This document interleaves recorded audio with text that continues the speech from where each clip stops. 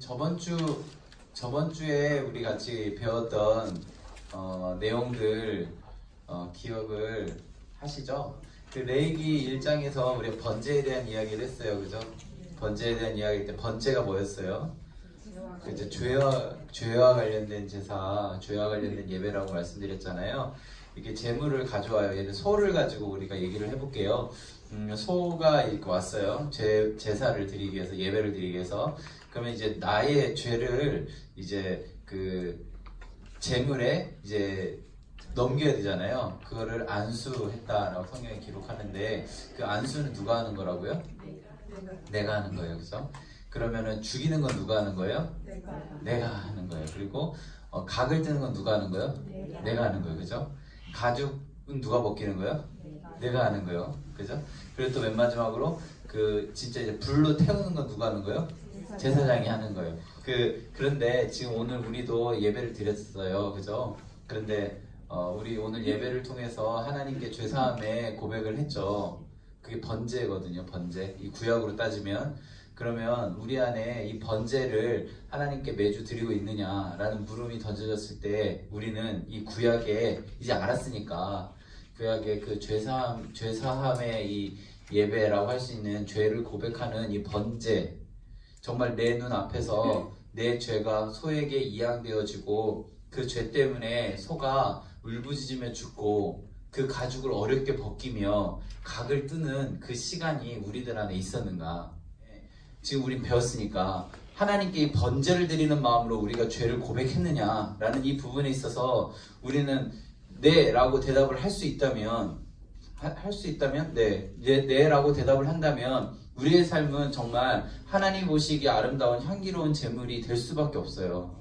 오늘 예배를 드렸어요. 우리 지금 예배 드리고 있는데 그 죄를 고백하는 시간 있잖아요. 사죄 고백의 시간. 그때 우리 번제와 같이 예수 그리스도가 우리들의 삶 가운데 번제물이 되어 하나님께 올려드리는 이 순간에 우린 진정한 그런 고백을 했는가? 한국교회가 왜 아무 일도 안 일어나는가에 대한 물음에 있어서 저는 대답할 수 있는 몇 가지가 있는데요. 그 중에 한 가지가 이 번제가 실제 한국교회 예배 안에 이루어지지 않기 때문이라고 저는 생각해요. 그럼 너는 잘하면 되지 뭐 이렇게 얘기하지만, 그게 물론 저 하나도 열심히 잘 해야겠지만요, 이런 외침이 우리들 안에 있느냐?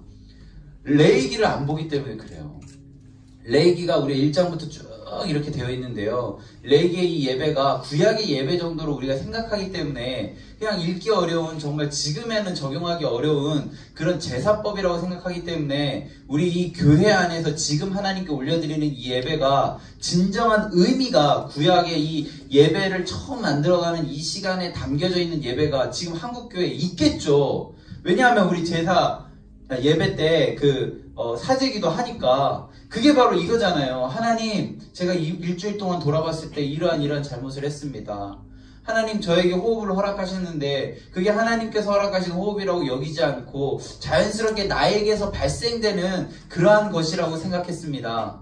나에게 너무나도 좋은 환경과 너무나도 좋은 것들을 저에게 많이나도 주셨는데 그건 너무나 당연한 것이고 나에게 없는 것만을 보는 그런 연약함이 저에게 있었습니다. 이런 모든 것들이 우리들 안에 죄에 대한 고백이잖아요.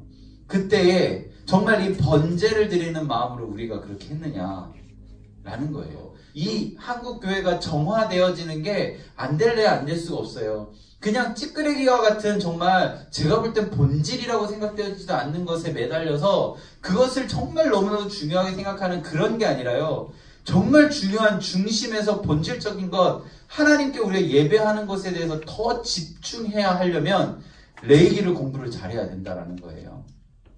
1장만이라도 우리 마음에 새깁시다. 1장. 레위기 1장만이라도. 자, 죄를 할 때 어떻게 해요? 그냥 목사나 이런 목회자들이 뭐 어떤 예배 예식에 따라서 그냥 하는 대로 우리가 따라가는 거다? 아니에요. 우리가 하나님께 나아가는 겁니다. 내 죄를 직접 제물에 안수하고 그 제물을 내가 직접 죽이고 내가 가죽을 벗기고 각을 뜨고 하는 거예요. 그리고 그 모든 번제물을 어떻게 해요? 남겨놔요? 안 남겨놔요? 완전히 태워버리는 게 바로 번제예요. 이 사실을 꼭 기억하셨으면 좋겠습니다. 네, 이걸 마음에 새기셨으면 좋겠어요. 우리 예레미야 할 때 기억나세요? 제가 첫날 2주 전 얘기해서 죄송해요. 그 2주 전에 우리 이런 얘기를 했었어요. 예레미야 할 때 새로운 언약에 대한 이야기를 할 때 율법의 그 안에 있는 내용은 바뀐다. 그죠? 그런 얘기 했던 기억나세요? 근데 그 마음, 하나님의 마음은 동일하다. 그게 계속 이어져 온다. 우리가 하나님의 마음을 알아야 된다. 이런 얘기를 했었는데요. 저는 이 자리에 계신 분들이요, 이 성경 바로, 뭐 저를 통해서 바로가 아니라 성경을 한 장 한 장, 아, 이런 의미야, 이런 구조야 라는 것을 알고 읽어갈 때요, 정말 내가 하나님 앞에 어떻게 나아가야 할지, 어떤 마음으로 나아가야 할지, 그리고 하나님께서 나를 어떻게 보고 계시는지를 알아가시는 그런 귀한 은혜의 시간이 되었으면 좋겠어요. 여기 공부하러 왔지만 진짜 중요한 건 뭐냐면, 우리는 공부를 하러 온 거 플러스 뭔지 아세요? 공부를 하러 왔는데 플러스 뭔지 아세요? 마음을 배우러 온 거예요. 자, 레이기 기억나시죠? 다시, 레이기는 번제라는 거예요. 번제인데 그 번제에서 그 안수하는 사람은 누구라고요? 그렇게 기억하세요. 자, 그러면서 우리 이제 오늘 레이기 계속 볼 건데요. 우리 10장, 레이기 10장으로 가서 같이 보도록 하겠습니다. 10장 1절 우리 같이 보면서 우리 좀 공부 계속 해볼게요. 10장 1절 2절 레이기 10장 1절 2절 우리 같이 읽을게요. 시작. 아론의 아들 나답과 아비후가 각기 향로를 가져다가 여호와께서 명령하시지 아니하신 다른 불을 담아 여호와 앞에 분향하였더니 불이 여호와 앞에서 나와 그들을 삼키매 그들이 여호와 앞에서 죽은지라. 자, 10장은요 앞에 보면 아론의 아들 누구와 누구예요? 나답과 아비후. 나답과 아비후는요, 아론의 첫째와 둘째예요. 첫째 아들과 둘째 아들. 옛날에는 이 구약 시대에는 그 아버지가 하던 것을 첫째, 이렇게 아들이 이렇게 이어서 했어요. 그러면, 자, 나답이 첫째고요, 아비후가 둘째예요. 그러면 이 아론이 대제사장이거든요. 다음 대제사장이 될 확률이 높은 사람이 나답이라는 거예요. 그리고 그 나답 다음이 높은 사람이 아비후라는 거예요. 이해되시죠? 그러면 제사를 드릴 때 모든 제사 중에 유일하게 대제사장만 하는 건 16장에 있는 대속제일이거든요.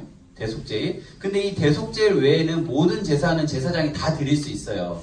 그러면 아론의 마음에 이 대제사장이 예배와 관련된 모든 것들을 집례할 텐데 그것을 가장 잘 배웠으면 좋겠다고 생각하는 사람이 누굴까요? 나답과 아비후겠죠. 그리고 가장 많은 기회를 준 사람이 누구일까요? 나답과 아비후겠죠. 그러면은 이 제사에서, 이 예배에서 그 방법과 방법에 진행하는 그런 절차에 대해서 어느 누구보다도 잘 알았던 사람이 바로 나답과 아비후라는 거예요.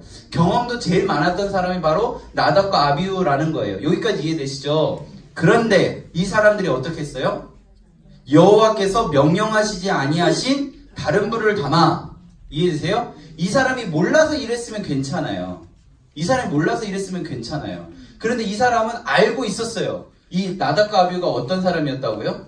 예배에 대해서 잘 하는 사람이라고 못하는 사람이라고요? 잘 아는 사람이에요. 예배에 대해서 잘 아는 사람이에요. 근데 왜 다른 불을 썼을까요?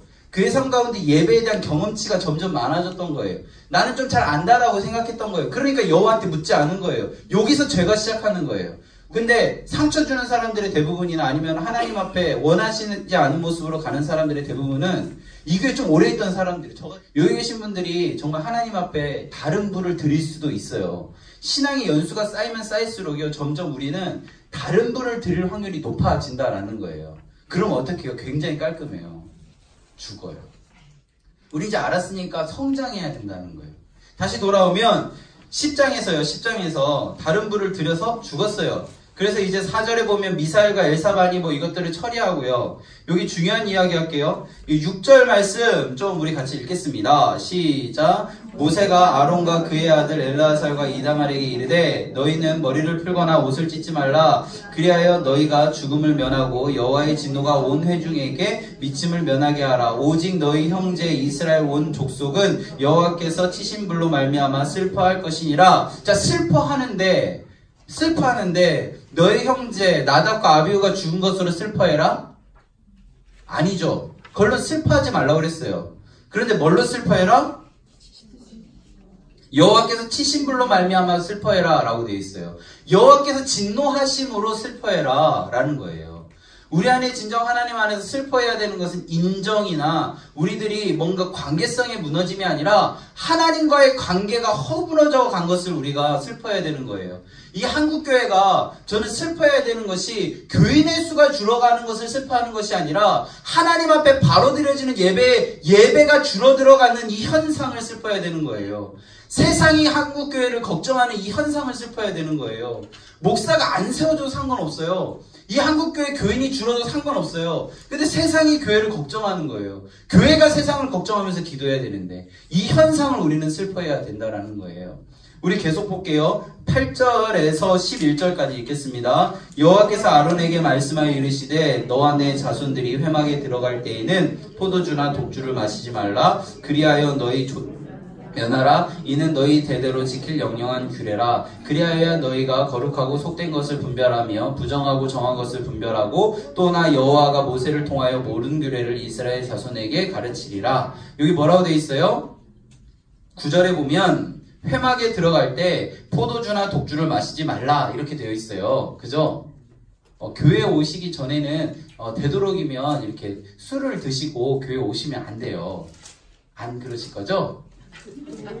그쵸? 지금 이런 얘기가 제가 금요일날도 지금 똑같은 반응이었는데 왜 저런 이야기를 하지?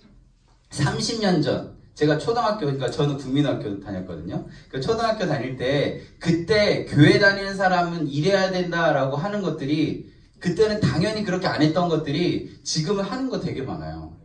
그 자체가 나쁘다는 게 아니에요. 뭐 좋다라는 것도 아니에요. 뭐 시시비비를 가리자는 것이 아니에요.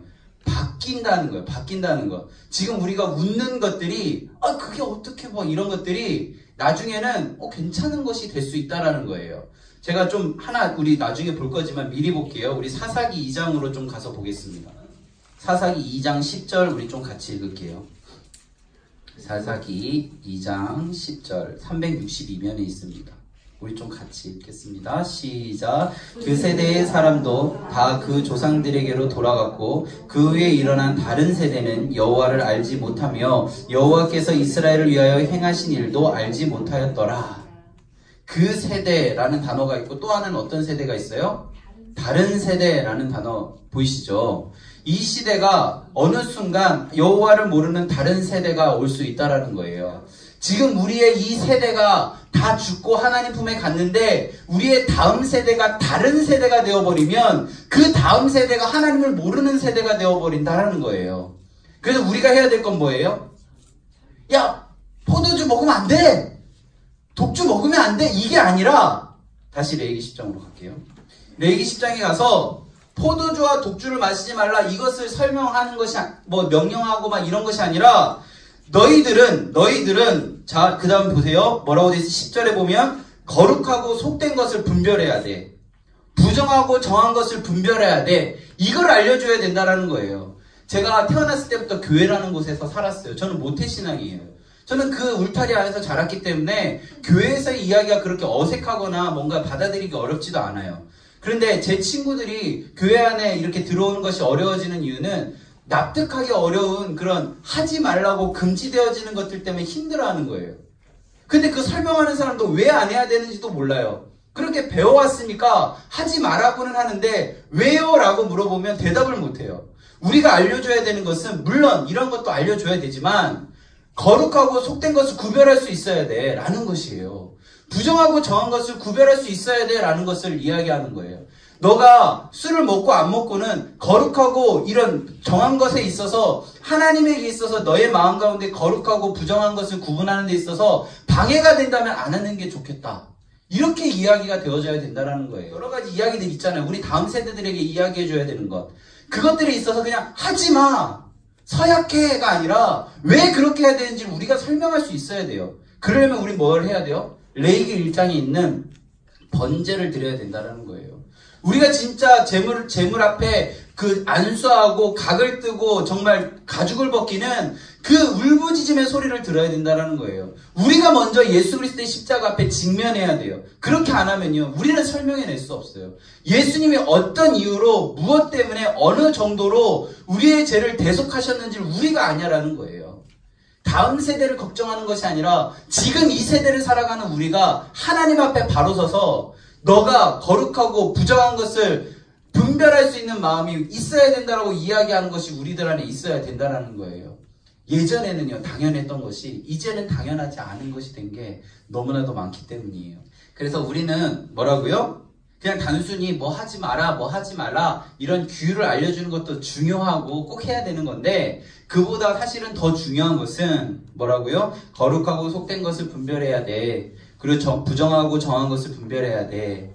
사실 나도 잘 모를 때가 있어. 그래서 우리 같이 기도하면서 하나님께서 원하시는 거룩하고 속된 것이 분별하는 것이 무엇인지, 부정하고 정한 것을 분별하는 것이 무엇인지를 한번 같이 알아보자. 이런 얘기들을 같이 하는 것이 지금 이 시대에 필요하지 않을까 이런 생각을 해봅니다. 우리 11장으로 가볼게요. 제가 나눠드린 유인물에 보시면요. 그 신학자들이 그 레위기 11장이랑 14장에 있는 음식과 관련된 이야기들을 이렇게 정리한 것이 한 이 정도 돼요. 이 정도. 그래서 제가 집에 가서 한번 읽어보시고요. 저는 어떻게 생각하냐면 지금 이런 모든 학설들이 있지만 지금 레위기 우리 같이 배웠죠? 지금 같이 배웠잖아요. 지금 레위기를 명령을 받을 때 이스라엘 백성들은 지금 어떤 상황이에요? 유목 생활을 하고 있죠. 그러니까 돌아다니고 있어요. 돌아다니고 있어요. 그때 막 돌아다니고 있는데 한 명이 전염병이 걸렸어요. 잘못 먹어가지고 배탈이 나거나 그랬어요. 그러면 이 상황 속에서 전염 속도가 굉장히 빠르겠죠. 하나님께서는 지금 이스라엘 백성들을 어디로 가게 하고 싶으신 거예요? 약속의 땅 가나안으로 이동시키셔야 되는데 그 이동 시간이 이 전염병이 돌면은 빨라질까요? 더뎌질까요? 더뎌지겠죠. 그렇기 때문에 그 기후와 상황에 맞춰서 이러한 것은 먹으면 안 된다라는 그 목록을 만든 게 바로 이거예요. 그 많은 사람들은 이 학자들의 견해는 뭔가 지금 여기 나와 있는 것처럼 뭐 제의적인 것이다, 뭐 환경적인 것이다, 창조 섭리적인 거다. 이게 틀리다는 게 아니에요. 어느 정도 일리는 있어요. 근데 그냥 우리가 구조만을 놓고 보고 지금 이스라엘 백성들이 어떤 상황인지를 보게 되면 지금 이스라엘 백성들이 이동 중이에요. 음식을 조심히 먹어야 된다는 거예요. 그 조심히 먹어야 되는 상황 속에서 이러이러한 거, 돼지는요, 중동에서 혹시 일해보신 분들은 있는지 모르겠는데 돼지고기가 중동에서 굉장히 빨리 상한대요. 그래서 거기는 소고기밖에 못 먹는데요. 그래서 그런 식으로 그런 환경과 뭐 여러 가지 것들을 고려해서 하나님이 이 목록을 만드신 거예요. 이거 먹으면 안 된다? 그 말은 뭐예요?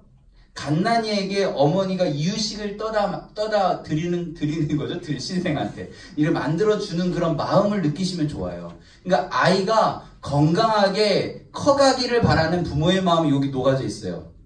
그러면 이제 우리 또 딱 정착했을 때 느헤미야나 이럴 때 여기서 먹지 말라고 한 것들을 먹거든요. 그러면 그게 율법을 어겼네? 라고 하는 건가요? 아니죠. 환경이 바뀐 거예요. 그래서 먹을 수 있는 게 바뀔 수 있어요. 자, 그러면 우리 이제 한국이라는 환경에서 이 레위기 11장을 읽으면 어떻게 해요? 하나님의 사랑을 느끼는 거예요. 돼지고기 그럼 드셔도 돼요? 안 돼요? 율법에 따르면 먹으면 안 돼요? 근데 제 이야기를 들었어요? 돼지고기 드셔도 돼요? 안 돼요? 먹어도 돼요. 그러니까 저 삼겹살 좀 사주세요. 저 특별히 저기 보쌈 되게 좋아해요. 그 기름 싹 빼가지고요. 그 보쌈 김치 싹 해가지고 싹 말면요. 입안에서 그 기름과 함께 그 달달한 그 보쌈 김치의 그 무 맛이 같이 들어오면요. 너무 맛있어요. 그러니까 제가 이거 율법을 처음 듣고 봤을 때 얼마나 마음이 어려웠겠어요. 그래서 이거 지켜야지 이런 마음이 조금 있었겠죠. 근데 제가 이렇게 레위기 11장이랑 신명기 14장을 이렇게 묵상하는 가운데 그때 상황은 이런 상황이었고 나중에 성경을 읽어가다 보니까 이때 먹지 말라고 한 것들을 먹고 있는 거예요. 구약 사람들이. 그러면 우리 안에 이 문자에 얽매일 필요가 있다 없다? 없다라는 거예요. 제가 첫 번째 강의부터 계속 반복적으로 이야기하는 게 문자에 얽매이기 시작하면 진짜 하나님의 마음을 볼 수가 없어요. 구조를 파악하고 그 안에 있는 상황과 그걸 듣는 사람들의 상태를 우리가 모르고 그냥 문자만을 보면요. 그게 폭력이 될 수가 있어요. 왜 포도주와 독주를 먹지 말라고 했는지를 제가 설명드릴 수면 너무 많기 때문에 그것을 하지 않고 그 마음을 얘기 드린 거예요. 속된 것과 부정한 것을 분별하라는 하나님의 마음이 담겨 있다라는 거예요. 그러니까 우리 안에 그냥 무조건 야 내가 안 했으니까 너도 하지 마 이게 아니라 이 성경 안에 있는 하나님의 마음을 우리 다음 세대들에게 잘 전달해 주셨으면 좋겠어요. 우리 지금 여기 부모님들 자녀손들 있잖아요. 우리 자녀손들에게 그냥 그런 마음을 전해 주셨으면 좋겠어요. 그냥 이렇게 해야 된다 저렇게. 저는요 주일날 일주일에 한 번 교회 오잖아요. 그 교회 안 오면 저는 진짜 다리 힘줄 하나가 끊어지는 줄 알았어요. 그 정도로 주일날 교회 안 나오는 제 머릿속에 상상하지 못하는 이야기였거든요. 그래서 제 친구 중에 한 명이 교회를 빠지니까 진짜 그날 다리를 다쳤어요. 제가 진짜 그랬어요. 너 교회 안 나와서 그렇다고. 좀 그렇게 배웠거든요 사실. 그게 맞을 수도 있어요. 근데 지금 세대들에게 그렇게 이야기하면 좀 듣기 어려운 이야기가 될 수 있다는 거예요. 선배들의 이야기가 틀렸다는 게 아니에요. 근데 이제 우리가 아이들에게, 왜냐하면 포스트 모더니즘에 많은 정답이 엄청 많은 이 시대 속에서 단순하게 살아가지 못하게 하는 이 시대 속에서 본질과 진짜 정의를 알려줘야 되기 때문이에요. 전 좀 단순하게 믿었으면 좋겠어요. 사실은 그냥 성경이 그렇게 하지 말랬으니까 안 하는 거야 라고 해서 끝났으면 좋겠어요. 근데 이 시대가 우리를 너무 복잡하게 만드는 거예요. 자, 계속 우리 진도 나가볼게요. 그 11장에 있는 이 이야기들은 뭐라고요? 하나님께서 우리를 사랑하는 이야기다. 율법 전체가 하나님이 우리를 사랑하는 이야기예요. 우리 12장으로 가보면, 자, 이때는, 남자만, 20세 이상 남자만 60만 명 이상 되었다라고 기록되어 있어요. 출애굽기 12장에 보면요. 그러면, 남자와 여자 중에 누구를 좀 더 선호할까요? 이 시대는 남자를 좀 선호했어요. 그러면 이 상황 속에서 출산을 할 때 남자를 낳았을 때 좀 칭찬을 더 많이 받을까요? 여자를 낳았을 때 칭찬을 더 많이 받을까요? 이해되세요? 그러면 심적으로 남아를 낳은 이 임산부가 마음이 편할까요? 무거울까요? 여아를 낳은 임산부가 마음이 무거울까요? 여아를 낳은 임산부가 더 마음이 불편했었던 것 같아요. 왜냐하면 율법에서요, 그 산모 정결, 물론 산혈이 깨끗해지는 시간이라고도 하는데요. 제가 율법은 하나님이 우리를 사랑하는 마음이 녹아져 있는 거라고 했잖아요. 자, 여기 보시면 여아를 낳았을 때보다 남아를 낳았을 때보다 여아를 낳았을 때 보호되어지는 기간이 2배나 길어요. 이 당시의 상황과 배경과 이 성경에 기록된 것들을 볼 때 여아를 낳았을 때가 좀 여성 그 임산부가 보호되어지는 것이 조금 더 어렵고 심적으로 부담이 많았었던 것 같아요. 그래서 이런 부분들만 봐도 하나님이 율법 우리에게 주시는 것은 우리를 사랑하시기 때문이다. 율법을 공부하면 공부할수록요, 하나님께서 정말 소외된 자, 약자를요, 법적으로 보호하시는 게 굉장히 많아요. 나중에 우리가 민수기 5장에 가서 의심의 소재라는 부분을 볼 텐데요. 거기 가면 그것이 더 많이 나와 있어요. 그때 가서 또 다시 보도록 하겠습니다. 그래서 레위기는 하나님께서 우리를 너무나도 사랑하시는 이야기다. 자, 피부병 이야기 해볼게요. 나병인데요. 혹시 여기 무좀 있으신 분 있으세요? 무좀. 이거 비밀이죠. 맞아. 이거 손들면 안 되죠. 죄송해요. 제가 또 생각이 짧았어요. 하여간 무좀 있으신 분들은 나병 걸리신 거예요. 나병 걸린 분들은 부정하신 분들이에요. 이게 문자적으로 가는 거예요. 그러면서 야, 너 무좀 있는 거 보니까 요즘 너 기도 안 하는구나 이렇게 하면요, 문자적으로 이렇게 설명한 거예요. 그게 아니라, 자, 유목생활이에요. 피부병 걸리면 전염 속도가 빨라요, 느려요? 빠르죠. 그럼 약속의 땅 가나안으로 가는데 좋아요, 안 좋아요? 안 좋죠. 그러니까 하나님께서 이 피부병 걸린 사람을 격리하신 거예요. 이 약속의 땅 가나안으로 가야 되기 때문에. 이분들도 가야 되니까 격리해서 피부병 걸린 사람들끼리 같이 가는 거예요. 그런 식으로 하나님께서는 이 행군의 이 역사하심 속에서 이스라엘 백성들이 가는 데에 방해되어지거나 이 행군에 있어서 뭔가 약자들에게 뭔가 피해가 되어지는 것들을 율법을 통해서 정리하시고 조정하시고 함께 가게 하신다는 것을 우리가 기억해야 돼요. 그냥 단순히 먹지 마라, 여자는 오랫동안 뭐 격리되라, 뭐 피부병 걸리면은 정말 안 좋은 거야가 아니라 잘 가게 하려고 하나님이 보호하신 거예요. 자, 우리 잊어버릴 법한데 레위기 16장은 기준으로 앞뒤가 나눠진다 그랬잖아요. 레위기 16장 앞은 용서가 되는 거예요, 안 되는 거예요? 용서가 되는 거예요. 지금 레위기 11장, 12장, 13장, 14장까지 했는데요. 이거 다 용서가 되는 거예요, 안 되는 거예요? 되는 거예요. 괜찮다는 거예요, 쉽게 말하면. 그럼 16장 뒤에 있는 거는 괜찮아요, 안 괜찮아요? 안 괜찮아요. 예상컨대 거기 뭐가 있을 것 같아요? 막 음행, 우상숭배, 하나님이 진짜 싫어하는 내용들이 가득하겠죠. 자, 15장으로 가볼게요. 15장은 유출병이에요. 이렇게 몸에서 이게 피가 나오는 그런 부분인데요. 이것도 부정하다라고 하는 거예요. 그래서 이 부분 다 이거 보호하시는 거예요. 11장부터 15장까지의 이야기는 하나님께서 보실 때 이들을 좀 보호해줘야 되는, 그리고 격리해야 되는, 그리고 또 약속의 땅 가나안으로 가는데 방해되는 것들을 목록화해서 정리하신 것이다. 16장을 기준으로 앞에와 뒤를 나눈다고 말씀을 드렸어요.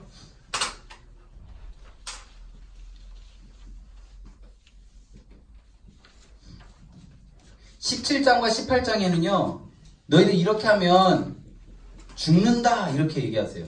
너희들 이렇게 하면 죽는다, 너희들 이렇게 하면 산다 이렇게 하세요. 또 너희들 이렇게 하면 죽는다 하고 이걸 또 한 번 더 반복하세요. 자, 이것만 보면 16장 뒤에 있는 이야기는 하나님이 용서 안 하는 것들이거든요. 우리는 이렇게 될 확률이 높아요, 이렇게 될 확률이 높아요. 자, 계속 반복해서 얘기해주고 있어요, 하나님이. 우리는 이렇게 될 확률이 높아요, 이렇게 될 확률이 높아요.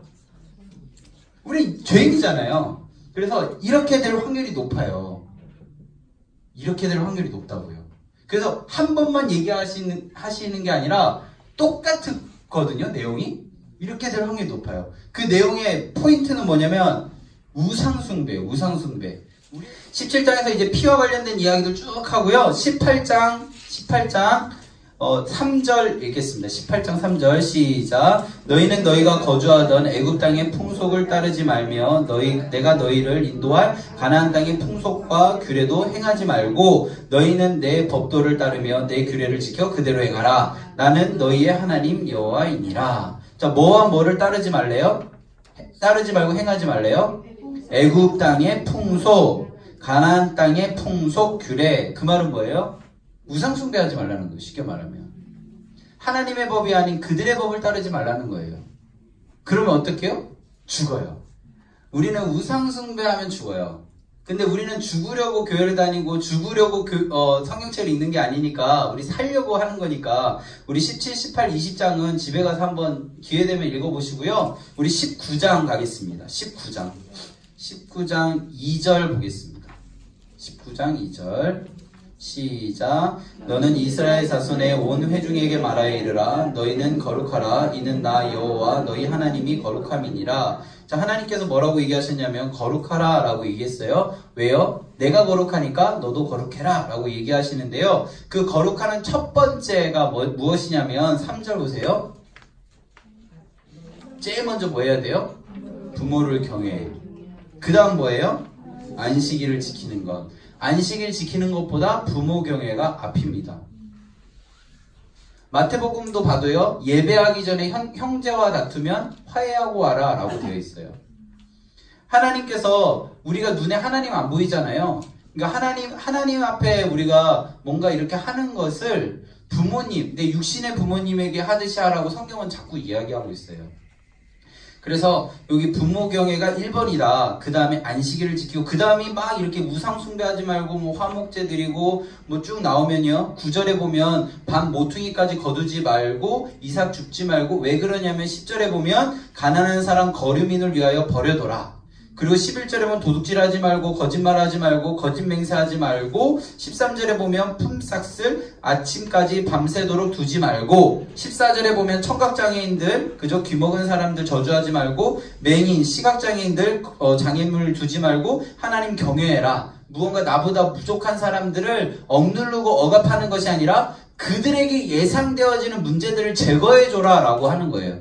우리가 하나님 안에서 살아갈 때요, 우리 공동체를 이루고 살아가잖아요. 그때 이 말 하면 저분이 상처받을 거라는 게 예상이 되면 그 말을 하면 안 되는 거예요. 그리고 우리가 뭔가 이런 행동을 했을 때 어느 누군가에게 마음에 짐이 된다면 우리는 그걸 하면 안 되는 거예요. 그게 성경에 나와 있어요. 그게 바로 거룩이라는 거예요. 우리 계속 보면요. 15절에서 재판할 때 가난한 사람 편들지 말고 세력 있는 사람 두둔하지 말고 공의로 재판하고 뭐 17절에 보면 형제를 마음으로 미워하지 말고 이웃에 대해 경책하고 18절에 이웃 사랑하기를 내 자신과 같이 하고 19절에 보면 다른 종류의 가축을 교미하지 말고 밭종자 뭐 두재료 직조하지 말고 이런 얘기도 쭉 나와요. 그리고 23절에 보면요. 뭐라고 돼 있냐면 과목을 심으면요. 그냥 놔둬요. 놔두는데 자 3년까지는 먹으면 안 되고 24절에 보면 넷째 해는 여호와께 드리고 25절에서 다섯째 해는 열매를 맺어라 라고 되어 있어요. 우리가 무언가를 할 때 한 5년은 해야 열매를 우리가 먹을 수 있다라는 거예요. 자, 28절 말씀을 좀 드리려고 그래요. 죽은 자 때문에 너희 손살에 문신을 하지 말며 무늬를 넣지 말라. 나는 여호와니라 라고 되어 있어요. 자, 문신하면 돼요? 안 돼요? 그리고 또 저기 무늬 넣으면 돼요? 안 돼요? 여기 문신하신 분 있잖아요. 눈썹 문신. 그건 되고요. 왜 이건 안 돼요? 이해되세요? 왜 나는 되고 저건 안 될까요? 그래서 많은 우리 젊은 친구들이나 많은 분들이 문신한 거를 가지고 이 구절을 가지고 설명하는데요. 정말 그 의미를 알고 있느냐라는 부분에 있어서 저는 물음표를 던져요. 자, 이 이야기들 속에서 자 죽는 것에 관련된 이야기들을 할 때 제가 무슨 얘기를 했어요? 우상숭배 그리고 그 땅의 풍속에 대한 이야기를 했어요. 이 문신도 그와 연결되어 있어요. 칼로 살을 이렇게 도려내요. 그러면은 피가 이렇게 나오잖아요. 지금 우리 같이 보지 않았는데 17장에서 피는 생명이라고 되어 있거든요. 자, 죽은 사람이 영혼들이 막 돌아다녀요. 그 피가 생명이니까 그 피를 통해서 몸에 들어간다라고 생각한 거예요. 그 당시의 풍속이라는 거예요. 문신, 뭔가 아름다운, 우리 눈썹 문신 아무도 안 하셨어요? 네, 안 하셨군요. 자, 눈썹 문신 하는 거와 같이 이렇게 미용 목적으로 하는 분들도 있어요. 직업상 그렇게 하시는 분들이 있다라는 거예요. 그런 분들이 여기에 적용해서 문신했기 때문에 너는 크리스천이 될 수 없어 라고 얘기하면 될까요? 안 될까요? 안 돼요. 눈썹 문신하셔도 자유롭게 교회로 오실 수 있다라는 거예요. 예, 우리 자유해야 돼요. 뭔가 이런 행위나 뭔가 이런 모습들을 통해서 내가 한 건 괜찮고 남이 한 건 안 된다? 그건 아니라는 거예요. 아, 나는 눈썹 이거 야, 나이가 드니까 눈썹이 빠져서 어쩔 수 없이 그리는 것도 아침마다 너무 힘들고 해서 눈썹 문신했어. 내 팔에는 안 돼. 이게 아니라 이 성경에서 문신하지 말라, 무늬를 넣지 말라 이 의미를 알고 있느냐라는 거예요. 물론 이런 의미로 문신하는 사람도 있어요. 있겠죠. 없다라는 게 아니에요. 그런데 우리 주변에 혹시 문신하신 분들 또 좀 어두운 곳을 좋아하시는 분들이 이렇게 등을 도화지 삼아서 용 그림도 그리고 이러시잖아요. 그런 분들한테 가서 막 이렇게 정죄하는 것이 아니라 그분들의 그런 삶 가운데 그렇게 되어져 갔던 그런 마음의 아픔들 우리가 위해서 기도를 해줬으면 좋겠어요. 뭔가 그 행위나 내가 하나님인 양 그들을 정죄하는 게 아니라 그들이 그렇게 되어져 갔던 그런 상황들을 위해 우리가 기도해 줬으면 좋겠어요. 좀 제가 우리 어린애들이 이렇게 교회에 왔을 때, 이게 어렸을 때 문신하면 그걸 막 보여주고 싶거든요. 감추려고 문신한 사람은 없어요. 나시티 입고 주로 교회를 와요. 근데 걔네들이 좀 당당하게 교회를 올 수 있는 분위기가 되었으면 좋겠어요. 그럼에도 불구하고 교회 와서 예배 드린다는 그 한 가지가 너무 귀하지 않아요? 근데 우리들의 차가운 시선 때문에 걔네들이 교회를 못 온다면요, 전 너무 마음이 아플 것 같아요. 아, 나도 눈썹 문신했지.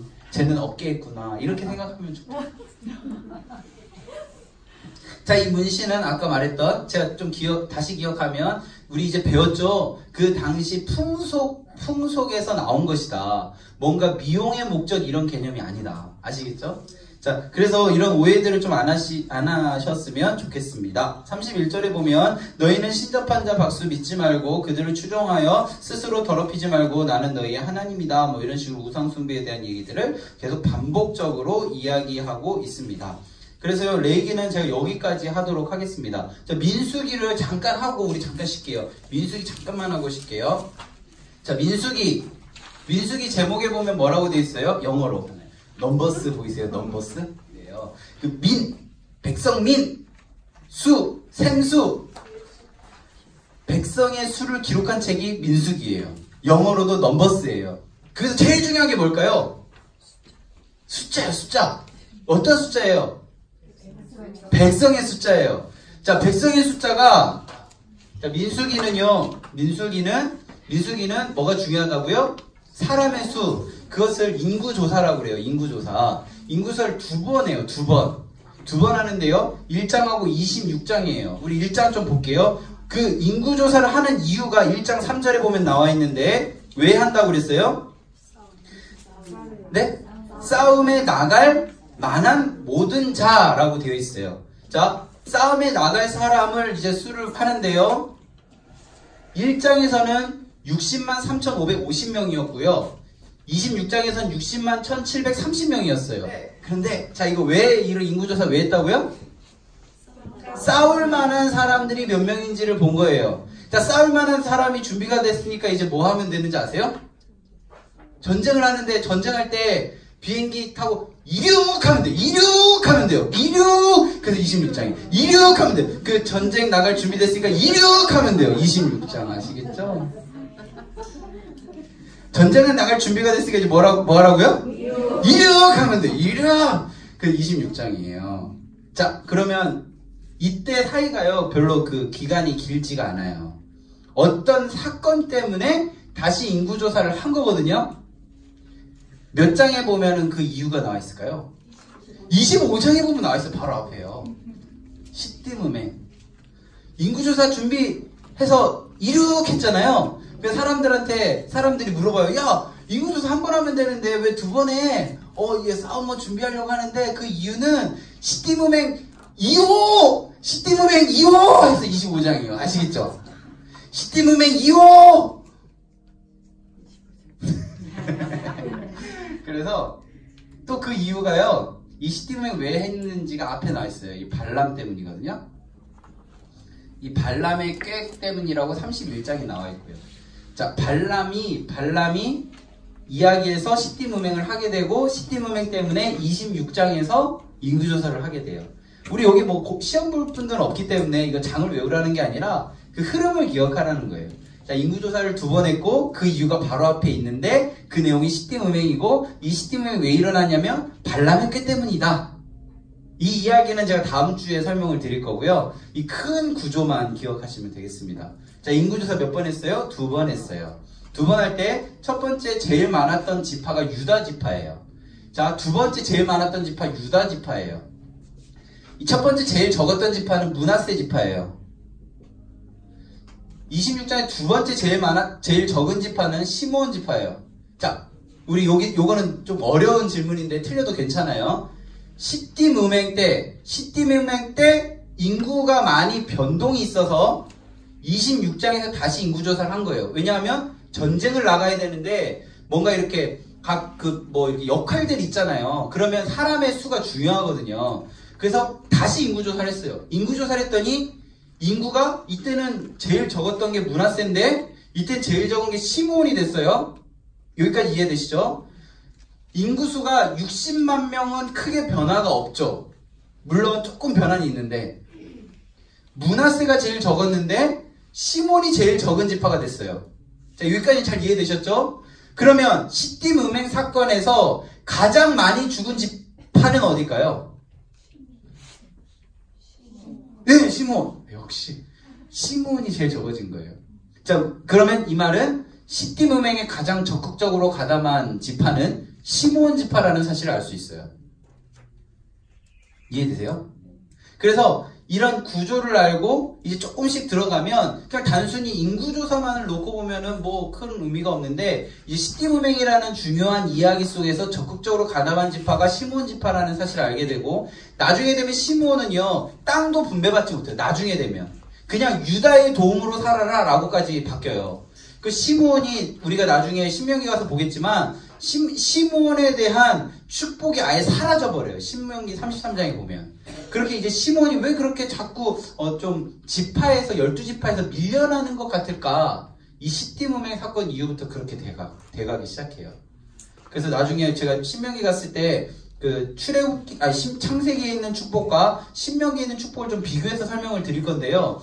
이때 가장 염려되었던 지파 둘이 그 창세기 때 축복 염려되었던 게 레이랑 시몬이거든요. 왜냐하면 그 동생 디나의 그 사건 때문에 막 칼로 막 가서 막 죽여버려가지고 너는 막 잔인한 칼이라고 막 그렇게 했었어요. 염려되던 두 아들이 한 아들은 레이 지파가 돼서 예배를 집례하고 있고 한 아들은 좀 이렇게 밀려나는 그게 나중에 이런 사건 때문에 그런 거거든요. 그래서 우리가 좀 기억하면 좋겠습니다. 인구조사는 왜 할까요? 자, 똑같은 질문이에요. 왜 한다고요? 전쟁. 그럼 전쟁을 할 때 혹시 여기 뭐 군에 있었던 경험이 있거나 아니면 군대에 대해서 좀 관심이 있으셨던 분들이 있다면 군대가 야 전쟁 동네 싸움 아니잖아요. 굉장히 조직적이고 체계적으로 움직여지거든요. 그래서 사람의 인구조사를 끝내면 그 다음에 진 배치를 해요. 진영 배치. 그래서 진영 배치를 하는데 이 인구조사에서 진영 배치는 굉장히 중요하고요. 자, 동서남북 중에 제일 중요한 쪽은 어디라고 했었는데 혹시 기억나세요? 정답 나왔어요. 동쪽.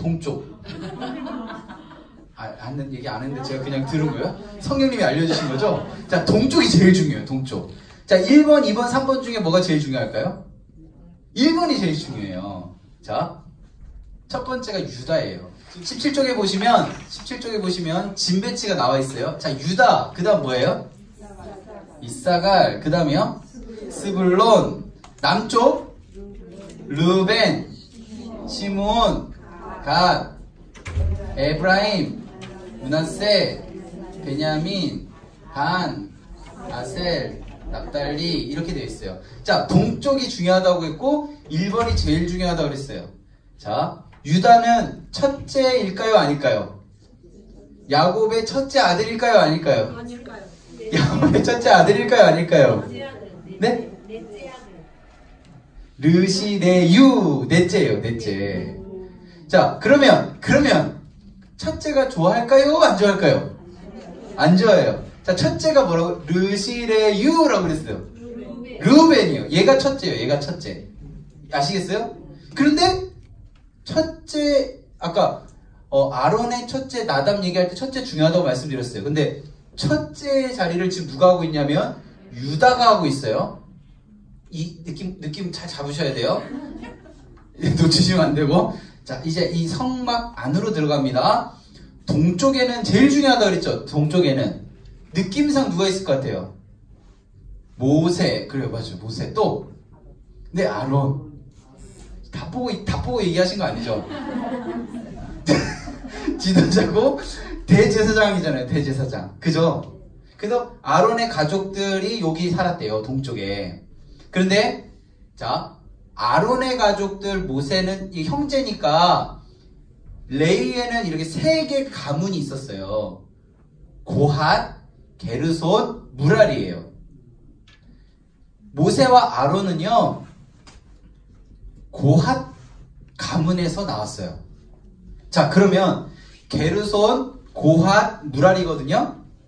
게르손, 고핫, 무랄이 중에 모세와 아론이 하는 것을 보고 제일 기분이 조금 저 나랑 별 차이가 없는데 나랑 뭐 별로 다르지 않은데 가문도 다르지 않은데 막 이렇게 생각하는 그 가문은 어딜까요? 고핫. 딱 봤을 때 나랑 별로 차이가 나지 않는데 왜 나랑 좀 하는 일이 다르지 하고 기분이 좀 안 좋을 법한 가문이 무라리, 그렇죠. 무라리, 게르손, 고핫 중에 어디일까요? 고핫이에요. 고핫. 느낌 이제 잡으셨죠? 그럼 이 공동체 전체에서 제일 질투심과 불편함과 뭔가 욱함과 반항과 저항정신이 강한 고핫과 어딜까요? 고핫과 르벤이라는 거예요. 여기까지 이해되세요? 그래서 16장에 가면 고라 반역 사건이 나온다는 거예요. 이 진영을 딱 그려놓고 이것까지 되면 민수기에 거의 반 이상을 하신 거예요. 자, 인접해 있잖아요. 이 둘의 생각이 공유가 되었다라는 거예요. 그래서 고라 반역이 뭐냐면 아론과 모세에게 너희 지도권에 대해서 이렇게 말한 거예요. 너희들 뭔데? 너희들 왜 그렇게 특별하게 그렇게 있느냐? 라고 얘네들이 고라 반역을 한 거거든요. 이 일당들이. 그 다음이 아론의 쌍난 지팡이에요. 이야기의 흐름이 그래요. 이야기의 흐름이. 좀 이해되세요? 진배치에서 제일 중요한 위치는 동쪽이에요. 동쪽에서 제일 처음 위치해 있는 유다가 제일 중요해요. 왜냐하면 제물을 드릴 때도 이 순서대로 하거든요. 요 순서대로 1번부터 여기 12번 유다부터 제물을 드리고 행군할 때도 유다부터 하고 그러니까 다 제일 먼저예요. 제일 중요한 위치에 있는 거라는 거예요. 그리고 이 제사 쪽에서도 얘네들이 이제 출발하면은 이 안에 성소의 이 휘장을 걷어내서 포장을 해요. 얘네들이. 그럼 얘네들이 들어가서 성소 안에 있는 것들을 포장된 거 들고 나와요. 그럼 얘네들이 그 천을 걷어가고 얘네들이 기둥이랑 뭐 이런 것들을 걷어가는 이런 순서가 있거든요. 되잖아요. 근데 지금 제가 말씀드리는 건 중요한 위치가 이 동쪽에 있다라는 건 기억하셔야 돼요. 여호와의 영광이 동쪽으로 들어오거든요. 나중에 그 에스겔서에 가면 그렇게 나와 있어요. 그거 할 때도 또 말씀드렸지만 거기서 제일 중요한 게 유다라는 위치가 있다라는 걸 알려드렸고 이때 사실 장자는 르우벤이었는데 그 르우벤 지파 사람들이 유다의 이 첫 번째에 좀 불만이 있을 수 있다. 이 진배치상을 볼 때. 그리고 모세 아론의 하는 역할을 보고 이 고핫 가문들이 불만을 가질 수 있는 구조다.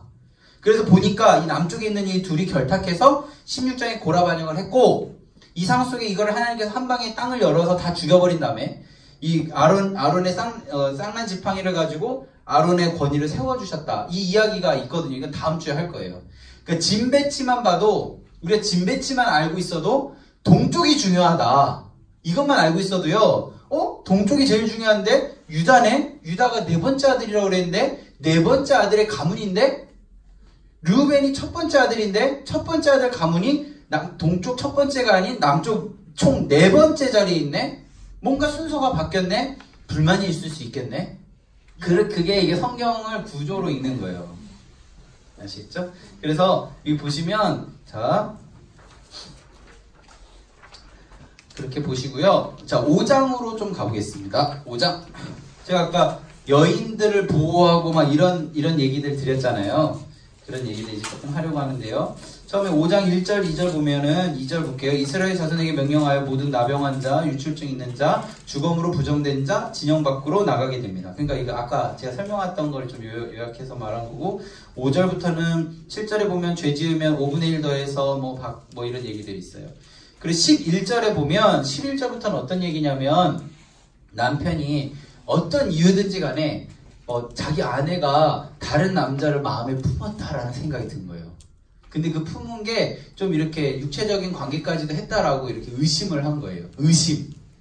그래서 제사장에게 아내의 손을 안 잡았겠죠. 싸웠으니까. 아내를 끌고 이제 갔어요. 이 여자가 간통을 했습니다. 간음을 했습니다. 이렇게 하면 어떻게 하냐면요. 여기 15절에 보면 보리가루 10분의 1 에바를 이제 해가지고 기름 붓지 않고 유황도 두지 말고 의심의 소재를 해요. 의심의 소재, 기억의 소재. 그래서 그거를 항아리에 넣고 물 타가지고요. 이게 마셔요. 그럼 마시면 이 여자가 진짜 그 남자의 말대로 다른 남자를 품었으면 넓적다리가 터져서 죽어요. 그런데 아무 일도 없었으면 그냥 물배만 차는 거예요. 이해되시죠? 그럼 여자가 이 귤의 율법으로 되어 있고 하나님 명령인데 자 그것이 진짜 사실이면 그것을 마실까요 안 마실까요? 난 진짜 이런 인생 그냥 한번 그냥 바짝 그냥 신나게 살고 익사이팅하게 살고 그냥 마셔서 터져서 죽어야지 이러는 사람은 없잖아요. 그 마신다는 건 뭐예요? 나 결백해. 이해되세요? 제가 아까 뭐라고 그랬어요? 남성이 여성보다는 조금 이렇게 그러니까 여성들이 조금 조금 힘이 없던 시대 막 뭔가 여성들은 뭔가 좀 어려운 시대 막 이런 시대였어요. 그때 그 연약한 이 여성들을 하나님 보호해 주신 거예요. 자 칼칼칼 마셨는데 아무 일도 없어요. 그러면은 여기 성경을 나중에 읽어보시면 그 남자가 물었던 죄를 무효해주고 그냥 집에 잘 데려가라 이렇게 얘기하거든요. 그것도 좀 지금 정서로는 이해가 안 되는데 네, 그건 지금 정서는 이해 안 되는데 짜증나는데 이때는 그게 굉장히 무효해주고 데려갈 수 있게 돼요. 지금 제 이야기 이해되시죠? 이 의심의 소재가 여자의 죄를 이렇게 만천하에 공개하기 위한 죄가 아니라 여인의 그 억울함을 덮어주는 제사라는 거예요. 하나님께서는 이 소재가 뭐예요? 죄와 관련된 거라고 저번 주에 말씀을 드렸어요. 그죠? 이 죄와 관련된 이야기 속에서 죄를 막 오픈해서 막 세상 천지에 이 여자랑 아무도 결혼하지 마세요. 이게 아니라 이 여인의 그 결백함을 덮어주기 위한 방법으로 의심의 소재를 했다. 자, 율법은 하나님이 우리를 힘들게 하기 위한 걸까요, 그럼? 아니에요. 우리를 사랑하시는 하나님의 마음이에요. 그래서 이 마음을 우리가 율법을 잘 공부하면요, 그 마음이 느껴지는 거예요. 자, 율법을 공부할 때 제가 계속 반복적으로 얘기하는 게 그 문자에 빠지면 안 된다. 문자에 빠지면 어떻게 돼요? 그것대로 지금 적용하게 돼요. 이 당시의 상황, 이 당시의 모습들을 적용해서 우리가 이해를 해야 된다는 거예요. 근데 그걸 지금 다 하기에는 너무 어렵기 때문에 하나님의 마음, 우리를 사랑하는 그 마음을 제가 계속 말씀을 드리는 거예요. 자, 그래서 그렇다라는 것. 자, 6장으로 갈게요. 나시린 아세요? 나시린? 혹시 여기 나시린 있으세요? 나시린은 세 가지를 하면 안 돼요. 첫 번째 뭐 하면 안 되냐면 3절 포도주와 독주를 멀리해야 돼요. 여기 아까 우리 레이기에 있었던 거 또 나오네요. 이거 의미가 있어서 그래요. 나중에 기회 되면 제가 설명을 드릴 거고요. 그리고 두 번째 뭐 하면 안 돼요? 6절 한번 보시겠어요? 5절 마지막에 보시면 머리털을 자르면 안 돼요. 그죠? 머리털 길게 자라게 해라. 6절에 보시면 뭐 하면 안 돼요? 시체 만지면 안 돼요. 자, 첫 번째 포도주 독주 안 돼요. 두 번째 머리 자르면 안 돼요. 세 번째 시체 만지면 안 돼요. 자, 머리 자르면 안 되는 거 생각하면 누구 생각나요? 삼손이요, 삼손. 그죠? 자, 나시린 또 누구 있는지 아세요?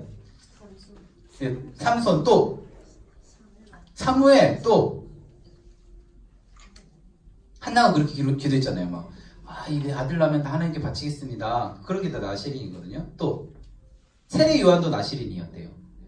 그렇게 이제 하나님께 드린 것들은 다 것들 아니고 드린 사람들은 다 나시린이에요. 이해되세요? 그런데 여기 보시면 이 상황들 속에서 12절에 보면 자기 몸을 구별하여 여호와께 드린 날을 새로 정하여 1년 된 순양을 가져다가 속죄물을 드릴지니라. 자기 몸을 구별할 때에 그의 몸을 더럽혔은즉 지나간 기간은 무효가 되는 거예요. 이 세 개 중에 하나만 어겨도 그 기간은 무효가 되는 거예요. 그 말은 나중에 6장 한번 읽어보시면요, 기간을 정해놓고 하나님께 나시린 드리는 거 있어요. 예를 들어서 막 이제 20년 동안 열심히 일을 하시다가 하나님 올 한 해 1년은 하나님께 드리겠습니다 하면 그날부터 나시린이 되는 거예요. 이 개념으로 하면. 그런데 하나님이 정하신 이 세 가지 법 중에 하나를 어기면 어떻게 돼요? 365일을 드렸는데 362일째에 시체를 만졌어요. 그럼 무효되고 다시 365일을 해야 되는 거예요. 이해되세요? 그런 개념이라는 거예요. 자, 다시 돌아와서, 자, 포도주와 독주를 하면 안 돼요? 그러면 포도주, 제가 사실 와인을 잘 몰라서 틀릴 수 있는데, 80 몇 년산 그런 거 있어요? 라벨도 있어요? 그런 식으로 해서, 그래, 포도주와 독주, 와인, 포도주, 독주가 소주 같은 거거든요. 이게, 하여간 그런 거예요. 그러니까, 그런 거 안 마시면 되지?가 아니라, 보세요. 3절에 보면 포도주로 된 독주로 된 초를 마시지 말며 포도즙도 마시지 말며 생포도나 건포도도 마시지 말지니 라고 되어 있어요. 그리고 4절에 보면 자기 몸을 구별하여 모든 날에는 포도나무 솟아는 씨나 껍질도 먹지 말아라. 근원도 안 된다. 그냥 발효된 최종 생산물인 포도주와 독주만 안 마시는 것이 아니라 그와 관련된 모든 것들은 안 된다는 거예요. 자, 나시린으로 하나님께 드리는 게 쉬운가요? 어려운가요? 어려워요. 우리가 하나님께 우리들의 몸을 드리는 건 굉장히 어려운 일이에요. 그럼 이제부터 드리지 말아야지가 아니라 우리가 하나님께 나아갈 때 그냥 가벼운 마음으로 가는 것이 아니라 우리들의 마음 가운데 참 우리는 지금 어렵고 더디고 힘든 걸음을 걸어가고 있구나. 그럼에도 불구하고 우리가 은혜의 보좌 앞으로 담대히 나아갈 수 있는 하나의 이유는 뭐예요? 때를 따라 돕는 은혜가 있기 때문이에요. 히브리서에 나와 있잖아요. 우리들의 삶 가운데 내가 잘해서 이 길이 정말 편해서 잘 갈 수 있어서가 아니라 때를 따라 돕는 은혜가 있기 때문에 은혜의 보좌 앞으로 우리가 갈 수 있는 거예요. 그래서 우리는 이 나시린과 같이 우리들의 몸을 하나님께 드린다라는 감히 할 수 없는 이 어려운 이야기들을 하나님 앞에 고백할 수 있는 거예요. 예수 그리스도의 십자가의 보혈 때문이에요. 나중에 제가 사사기 갔을 때 삼손 갔을 때 좀 더 이야기 드리도록 할게요. 자, 여기 자녀분들한테 이제부터 이렇게 좀 축복하셨으면 좋겠습니다. 6장 24절에서 26절이에요. 우리 같이 읽겠습니다. 시작. 여호와는 내게 복을 주시고 너를 지키시기를 원하며 여호와는 그의 얼굴을 내게 비추사 은혜 베푸시기를 원하며 여호와는 그 얼굴을 내게로 향하여 드사 평강 주시기를 원하노라 할지니라 하라.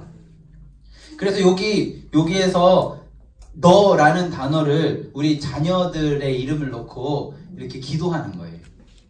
여호와는 정환이에게 복을 주시고 정환이를 지키시기를 원하며 여호와는 그의 얼굴을 정환이에게 비추사 은혜 베푸시기를 원하며 여호와는 그 얼굴을 정환이에게로 향하여 드사 평강 주시기를 원하노라.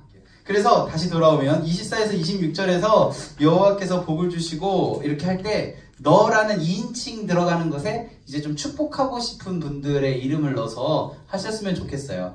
그래서 뭐 가족도 좋고요. 또 주변에 있는 분들 좀 축복 기도해주고 싶은 분들을 여기 이름 넣어서 하시면 좋을 것 같아요.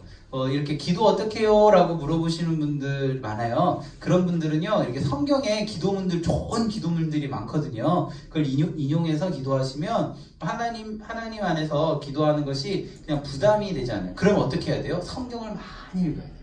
성경을 잘 배워야 돼요. 그래서 이곳에 오신 건 잘 하신 거예요. 우리 13장 14장으로 좀 갈게요. 13장 14장 여기까지만 하고 오늘은 마치도록 하겠습니다. 13장 14장은요 약속의 땅 가나안으로 가는데 원래 바로 가는 길목이에요. 길목. 이제 들어가기만 하면 되는데 우리 잘 아시듯이 40년을 방황하기 시작합니다. 그 이야기가 시작되어지는 지점이에요. 왜 그랬을까? 2절 볼게요. 2절 시작. 사람을 보내어 내가 이스라엘 자손에게 주는 가나안 땅을 정탐하게 하되 그들의 조상의 가문 각 지파 중에서 지휘관 된 자 한 사람씩 보내요. 자, 가나안 땅에 이제 정탐을 보냈어요. 그죠? 그런데 누구를 보냈어요? 각 지파 중에서 지휘관 된 자 한 사람씩. 아까 여기 제가 적어놨는데 60만 명 중에 12명이 선발됐는데요. 그 사람들이 어떤 사람이라고요? 지휘관이에요. 지휘관은 도대체 어떤 사람일까요? 어떤 사람을 지휘관으로 세워요? 자, 우리 출애굽기 갈게요. 18장 갈게요. 18장 21절. 지휘관을 하는 그 자격 조건이 있어요. 18장 21절 110면에 있습니다. 시작. 너는 또 온 백성 가운데서 능력 있는 사람들 곧 하나님을 두려워하며 진실하며 불의한 이익을 미워하는 자를 살펴서 백성 위에 세워 천부장과 백부장과 50부장과 10부장을 삼아. 자, 지휘관 되려면 첫 번째 어떻게 돼야 돼요? 그죠? 능력 있는 사람이 지휘관인데요. 첫 번째 하나님을 두려워해야 돼요. 두 번째 진실해야 돼요. 세 번째 불의한 이익을 미워해야 돼요. 이 사람들 중에 뽑히고 가장 대표되는 각 지휘관 한 명이 된 거예요. 이 12정탐꾼은 하나님을 두려워하는 사람일까요? 아닐까요? 두려워하는 사람이에요. 나머지 두 개 일단 제껴두고 이 사람들이 정탐을 간 거예요. 우리 민수기 다시 돌아올게요. 민수기 13장에서 이렇게 12명이 뽑혔는데 그 이름 중에 6절에 보면 유다지파 갈렙 보이시죠? 그죠? 그리고 여호수아가 없네요. 우리 잘 아는 여호수아가. 그죠? 여호수아 있어요? 그쵸? 여기 보시면 16절에 보시면 호세아를 여호수아라 불렀더라 이렇게 되어 있어요. 자, 8절에 보시면 에브라임 지파에는 눈의 아들 호세아라고 되어 있잖아요. 우리가 아는 여호수아가 바로 이 호세아예요. 그래서 막 우리 성경 안 읽으면 예를 들어서 제가 막 여호수아 없네요. 이제까지 우리가 알던 성경 공부를 잘못됐네요. 목사님이 그렇게 얘기하셨는데 그 목사님 그럼 성경을 잘 모르는 목사님이네요. 저한테 와서 배우시면 이런 거 다 알려줘요. 신천지가 그렇게 합니다. 그래서 성경을 제가 계속 말씀을 드리는 건요. 문자를 가지고 파고 들어가는 건 이단일 확률이 굉장히 높아요. 그래서 배경을 알고 상황을 알고 그래서 한국어 글자에 너무 집착하면 그게 오히려 하나님의 마음을 모를 확률이 높다. 아시겠죠? 자, 계속 보면 여호수아가 이제 가는데요. 어떻게 하냐면 18절에 그 땅을 정탐하라. 뭘 보라고 했냐면 그 땅 거민이 어떻게 해요? 강한지 약한지 많은지 적은지 그들이 사는 땅이 좋은지 나쁜지, 사는 성읍이 진영인지 산성인지, 토지가 비옥한지 메마른지, 나무가 있는지 없는지를 탐지하라, 담대하라, 또 그 땅의 실과를 가져와라, 이런 명령을 받고 떠났어요. 그래서 25절에 어떻게 해요? 돌아왔죠? 40일 동안 땅을 정탐하기를 마치고 돌아왔어요. 그들이 보고하죠? 26절 마지막에 뭘 보여줘요? 과일을 보이고. 명령대로 했어요? 안 했어요? 명령대로 했죠. 그래서 27절에 보면 모세에게 말하여 이르되 당신이 우리를 보낸 땅에 간즉 과연 그 땅이 뭐라고요? 젖과 꿀이 흐르고 그 땅은 과일인데 그러나 그 땅 거주민은 강하고 성읍은 견고하고 심이 클 뿐 아니라 거기 아낙 자손이 보였다라고 되어 있어요. 이 말이 잘못된 말인가요? 아니죠. 정탐하라고 한 그대로 하고 왔어요. 보라고 한 그대로 보고 왔어요. 이 말을 들은 사람들이 격동하고 분노하며 돌아가자고 했더라라고 되어 있어요. 지금 이 이야기 다 우리는 스토리를 다 알기 때문에 그런데 그냥 이 문자인데 이 보고 그대로 그 다음에 내용을 보세요. 그 다음에 백성들이 원망했어요? 안 했어요? 바로 다음에요. 그런 얘기는 없어요. 그죠? 보세요. 30절에 보면 갈렙이 모세 앞에 백성이 조용하게 하고, 그러니까 그 사이에 보고를 들은 다음에 사람들의 반응은 크게 이렇게 기록이 되어 있지 않아요. 그런데 14절 보세요. 어떤 이야기를 들은 다음에 온 회중이 소리를 높여 부르짖으며 백성이 밤새도록 통곡을 해요. 이 보고 내용과 이 14장 1절 사이에 어떤 이야기가 있었기 때문에 이 사람들이 소리 지르고 통곡한다라는 거예요. 자, 그 다음 사이 볼까요? 30절에서 이제 통곡하고 땅을 취하자라고 갈렙이 얘기하는데 31절 그와 함께 올라갔던 사람들이 이르되 우리는 능히 올라가 그 백성을 치지 못합니다. 그들은 우리보다 강합니다. 이스라엘 백성 가운데 그 정탐한 악평하여 이르되 우리가 두루다니며 정탐한 땅은 그 거주민이 삼키는 땅이고 거기서 본 모든 백성은 신장이 장대하고 거기서 네피림 후손인 아낙 자손이 거인을 보았으니 우리는 스스로 보기에도 메뚜기 같으니 그들이 보기에도 그와 같았을 것입니다 라고 얘기하는 거예요. 무슨 말인지 아시겠어요? 자, 보고 내용 때문에 사람들이 원망한 거예요? 아니에요. 보고 내용에는 사람들이 원망하고 통곡하지 않아요. 그 보고 내용을 가지고 해석한 것을 가지고 사람들이 원망하고 통곡을 한다는 거예요. 그리고 우리 예배드리는데 상처받으려고 난 상처받아야지. 그래서 옆에 후시딘 갖다 놓고 막 예배드리는 분 한 분도 안 계시잖아요. 나는 여기 은혜 받으러 왔고 뭔가 성장하려고 왔다라는 것을 기억하면서 그 자리에 계신 하나님의 은혜를 기억하셨으면 좋겠어요. 저는 교회에 다니는 우리 공동체원들은 그래야 된다고 생각해요. 그러면 이게 교회만일까요? 아니에요.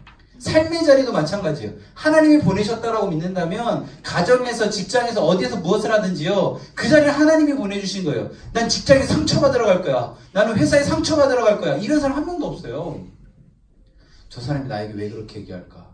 너무 깊이 묵상하는 것이 아니라 하나님이 나를 이곳에 보내셨지 라는 마음으로 가셨으면 좋겠습니다. 우리를 통곡하고 원망하게 하는 이유가 뭐라고요? 해석해서요. 해석해서. 이 악평 보고에서 여기서 악평 보고하는 그 상황에서 그 보고 내용이 사람들을 그렇게 한 것이 아니라 그것에 대한 해석에 따라서 사람들의 마음에 뭐가 들었다? 통곡이 있었고 원망이 있었다. 근데 여기서 중요한 건요. 제가 왜 이거를 좀 이렇게 좀 설명을 드리냐면 통곡하고 원망할 때 이게 공동체 안에서잖아요. 그때 4절 말씀 보시겠어요? 4절 이에 서로 말하되 우리가 한 지휘관을 세우고 애굽으로 돌아가자라고 해요. 돌아가야 한다. 이렇게. 그리고 이 지휘관 필요 없고 새로운 지휘관을 세우자라는 것이 나와요. 저는 한국교회에서 제가 계속 한국교회에 대한 게 저도 그 공간 안에 있으니까 한국교회가 분열되고 이럴 때요. 자세히 보면 그 담임 목사나 목회자 때로 인해서 나뉘어지는 거잖아요. 그 내용들이 뭔가 이렇게 해석되어진 것 때문에 이 지휘관 필요 없고 이 지휘관을 세우겠다라는 거거든요. 사실 이게 바로 가나안 땅으로 갈 수 있는데 40년 동안 돌아가는 상황이 되는 거예요. 이 자리에 있던 모든 사람은 약속의 땅 가나안에 못 들어갑니다. 여호수아와 갈렙만 약속의 땅 가나안에 들어가고 여기 있는 모든 사람들은 약속의 땅 가나안에 들어가지 못해요. 그리고요, 모세와 아론은 약속의 땅 가나안에 들어갈 수 있었을까요? 못 갔을까요? 못 갔어요. 이유가 상관없는데요? 그죠? 이거는 상관없잖아요. 우리 민수기 20장 보겠습니다. 여기까지 보고 오늘 마칠게요. 민수기 20장. 사람들이 목마르다고 2절에 물이 없으므로 모세와 아론에게 모여드는데 백성이 모세와 다투어서 이렇게 하면 차라리 죽는 게 낫다라고 얘기해요. 그때 8절에서 모세가 지팡이 가지고 내 형 아론과 함께 회중을 모으고 그들의 목전에서 너희는 반석에게 명령하여 물을 내라 하라. 내가 그 반석에 물을 내게 하여 회중과 그들의 짐승에게 마시게 할지니라 라고 되어 있어요. 이해되세요? 어떻게 하라고 그랬어요? 반석에 뭐 하라고 그랬어요? 명령하라고 그랬어요. 여기까지 따라오셨죠? 그런데 11절 보세요. 모세가 그의 손을 들어 그의 지팡이로 반석을 어떻게 했어요? 2번 치니 물은 나왔어요. 그리고 회중들은 먹었어요. 근데 하나님 뭐라고 하셨어요? 12절 너희가 나를 믿지 아니하고 이스라엘 자손의 목전에서 내 거룩함을 나타내지 아니한 고로 약속의 땅 가나안에 너는 들어갈 수 없다라고 해요. 나답과 아비후가 왜 다른 불을 드렸다고요? 하나님께 묻지 않았다고 그랬어요. 그죠? 자신의 경험 따라서 그렇게 했다라고 했어요. 기억나세요? 자, 민수기 20장에서 이스라엘 백성들이 목마르다고 했을 때 지금 모세가 하나님한테 명령 들었을 때 어떻게 해요? 명령하라 했는데 2번 쳤어요. 왜 2번 쳤을까요? 우리 출애굽기 17장으로 가보겠습니다. 출애굽기 17장 똑같은 이야기가 나와요. 3절에 보면 물을 찾으면 원망해요. 이렇게 해서 내가 우리 목말라 죽이려고 그래요? 모세가 여호와께 얘기하죠. 이 백성을 어떻게 합니까? 그들이 조금 있으면 내게 돌을 던지려고 합니다. 여호와께서 모세에게 이르시되 백성 앞에 지나가는 이스라엘 백성을 장로들을 데리고 나일강을 치던 내 지팡이를 손에 잡고 가라. 호렙산에 있는 반석 위에 거기서 내 앞에 거기서 어떻게 해요? 그 반석을 어떻게 해요? 치라 했어요. 그러니까 치니까 어떻게 해요? 물이 나오죠. 마셨어요. 그 경험이 있었다는 거예요. 하나님께 물었는데요. 하나님의 명령과 하나님의 말씀을 잘 새겨들은 거예요? 새겨들은 게 아니에요. 하나님 그래 뭐 얘기를 하셨는데 내가 2번 쳤던 그 기억으로 2번 쳐버린 거예요. 하나님과 대화 속에서도 우리가 했던 기도하는 습관이나 기도하는 방법에 옛날에 내가 이렇게 기도하면 하나님 이렇게 응답하셨지 나는 이 정도의 행동을 했으니까 이렇게 되면요. 그게 조금 거칠게 표현하면 불교에서 3000배 하는 거와 다른 게 없어요. 내가 정해놓은 방법으로 종교행위를 하고 내가 정해놓은 응답을 정해놓은 상태에서 하는 것은 이스라엘 백성들에게 하나님 명령하라 했는데 2번을 친 모세와 아론하고 똑같다라는 거예요. 그걸 하나님 뭐라고 했다고요? 너가 나를 믿지 않았구나. 너가 이스라엘 목전에서 거룩함을 드러내지 않았구나. 이렇게 얘기하는 거예요. 이해되세요? 그러니까 우리가 기도한다는 것은요, 응답을 정해놓고 하는 것이 아니라 하나님 뜻대로 되기를 원합니다. 라는 거예요. 하나님, 제가 기도한다는 건요, 제가 이렇게 되고 싶은데요, 그게 하나님의 뜻에 맞지 않다면 제가 그걸 철회하겠습니다. 라는 거예요. 하나님, 제가 기도했는데요, 응답이 없어요. 하나님 듣지 않아요. 근데 하나님 뭐예요? 듣고 계신 거죠. 하나님의 방법으로 그렇게 하시는 거예요. 우리 성경 하나만 보고 오늘 마칠게요. 이사야 49장입니다. 이사야 49장 14절부터 16절까지 읽겠습니다. 이사야 49장 14절에서 16절 우리 같이 읽을게요. 오직 시온이 이르기를 여호와께서 나를 버리시며 주께서 나를 잊으셨다 하거니와 여인이 어찌 그 젖먹는 자식을 잊겠으며 자기 태에서 난 아들을 긍휼히 여기지 않겠느냐. 그들이 혹시 잊을지라도 나는 너를 잊지 아니할 것이라. 내가 너를 내 손바닥에 새겼고 너의 성벽이 항상 내 앞에 있나니. 지금 사람들이 어떻게 했어요? 여호와께 나를 버리시며 주께서 나를 잊으셨다라고 해요. 그 말은 뭐예요? 하나님 제가 이렇게 기도했는데요. 왜 하나님 반응이 없으세요? 하나님 제가 이렇게 하는데요. 하나님 왜 저 아무것도 없으세요? 왜 저를 버리셨어요? 저 잊으셨어요? 이렇게 얘기하는 거예요. 근데 하나님께서 뭐라고 응답하세요? 15절에 보면 여인이 어찌 그 젖먹는 자식을 잊겠으며 자기 태에서 난 아들을 긍휼히 여기지 않겠느냐. 그들이 혹시 잊을지라도 나는 너를 잊지 않겠다. 어떻게 기억한다고요? 내가 너를 내 손바닥에 새겼고 너의 성벽이 항상 내 앞에 있나니. 손바닥에 새기는데요. 이것을 원어대로 읽으면요. 철심으로 새겼다. 각인했다. 지우지 않겠다예요. 우리는 여호와 하나님을 잊었지만 하나님은 손바닥에 우리들의 이름을 기억하고 계신 거예요. 우리가 볼 때는 하나님의 이름 가운데 내가 정해놓은 삶을 살아가지만 하나님께서는 나를 손바닥에 새기시며 가장 좋은 방법으로 인도하신다는 거예요. 우리가 기도할 때 모세와 아론처럼 이런 실수를 할 수 있다라는 거예요. 나답과 아비후처럼 살아갈 수 있다라는 거예요. 그럼에도 불구하고 하나님께서는 우리를 손바닥에 새기셨다라는 거예요. 그래서 아들 예수를 이 땅에 보내신 거죠. 우리의 신앙 속에서요, 이 많은 이야기들이 이해가 되지 않을지라도 예수 그리스도의 십자가 앞에 우리가 직면하고 예수님의 십자가의 보혈이 우리 안에 흐름이 느껴진다면 우리들이 진정 하나님의 이름 가운데 은혜의 보좌 앞으로 담대히 나아갈 수 있는 거예요.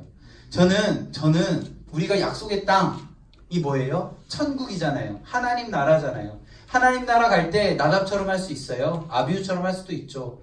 그리고 모세 아론처럼 하나님의 명령과 아닌 내 경험으로 무언가를 했을 때 일이 일어날 수도 있어요. 그렇지만 하나님께서 그 모든 실수와 잘못 속에서도 아들 예수를 보내셔서 우리를 구원하시기 원하신다는 그 한 가지 사실을 기억하셨으면 좋겠습니다.